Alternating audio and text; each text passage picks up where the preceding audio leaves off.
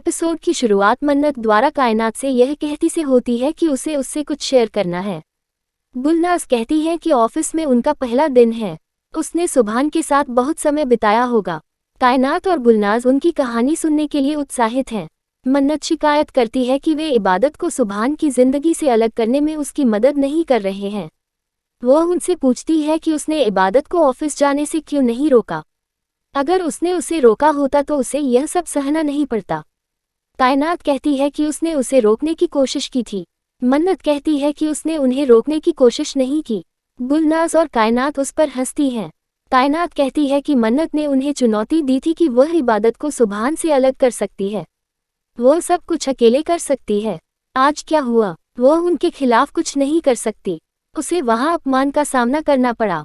वो कहती है कि इबादत और सुभान शादीशुदा, वह कभी भी उससे प्यार कर सकती है, वह इबादत के साथ ऐसा कर सकता है, मन्नत में कुछ नहीं कर सकती।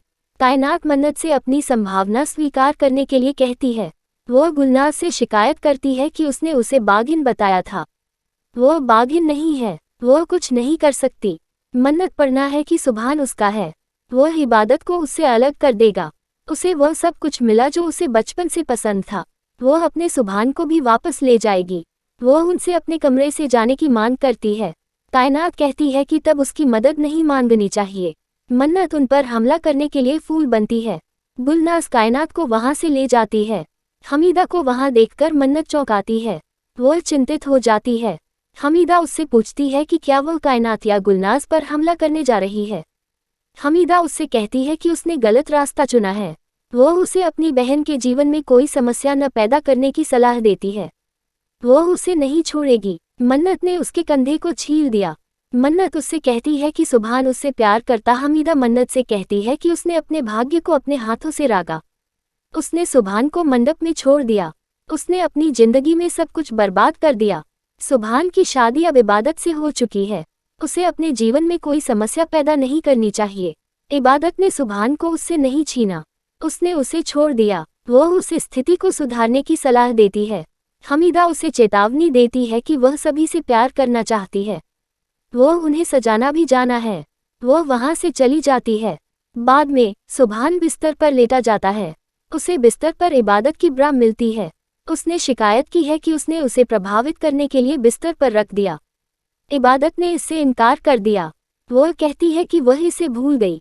वह कहता है कि वह उम्मीद कर रही है कि वह उसके करीब आएंगे। वह कहती है कि उसका ऐसा कोई इरादा नहीं है। सुभान कहते हैं कि वह उसे भड़काना चाहती थी। वह कहते हैं कि वह किसी को अपनी पत्नी को गलत इरादे से चाहते हुए नहीं देख सकती। वह इससे प्रभावित हो जाती है।